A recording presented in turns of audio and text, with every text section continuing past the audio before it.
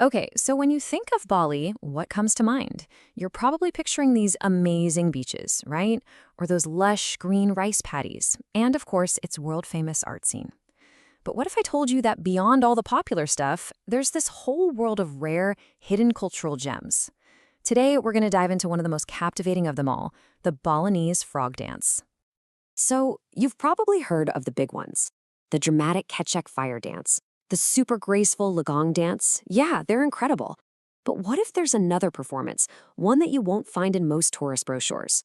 One that gives you a way deeper, more intimate look into the island's soul. You've kind of got two sides of the coin here. On one side, you have these iconic, powerful performances that pull in crowds from all over the world. They tell these epic Hindu stories. But on the other side, you have this hidden gem, the frog dance. And trust me, this isn't just another show. It's a symbolic art form that tells a story about what Bali is really all about. Yeah, this is one of those things that most people, they just completely miss.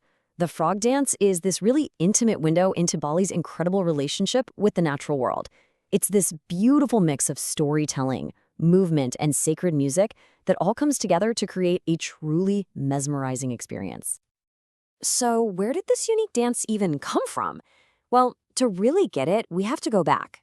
I mean, way back, to the very roots of Balinese spirituality, long before the island's famous temples were even a thing. In Bali, they call it Tari Kodok, and its origins are deep in ancient animistic beliefs. The idea that everything in nature has a spiritual essence.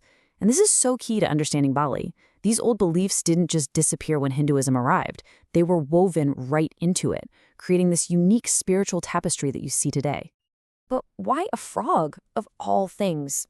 Well, in a race farming culture like Bali's, the frog is a huge deal. It's a powerful symbol. When it croaks, that means the rains are coming, which is everything for the crops. So the frog represents rain, fertility, a good harvest, really the whole cycle of life, death, and rebirth. This dance, then, is a celebration of that vital connection. It's a tribute to the life-giving water. And this really gets to the heart of it all.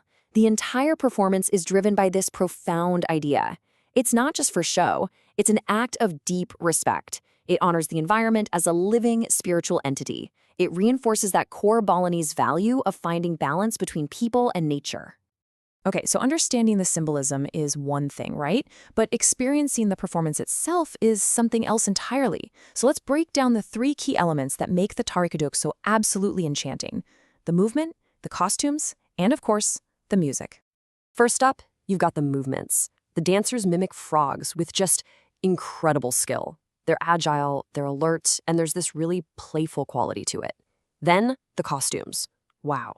They're just stunning, with all these shades of lush green and gold and earthy colors that look like they've been pulled straight from Bali's fertile landscapes. And finally, you have the music, which is really the heartbeat of the whole thing.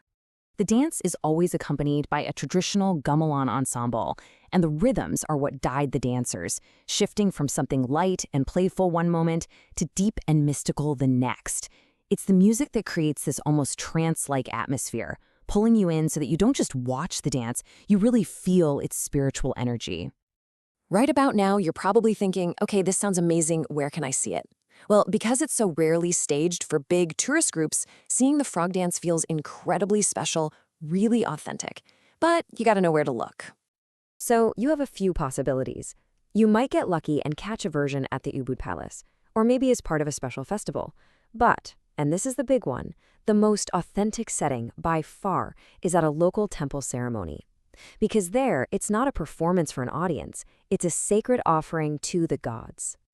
And this is so important to remember. If you are lucky enough to witness this dance, especially in a temple, it is absolutely vital to go with the utmost respect.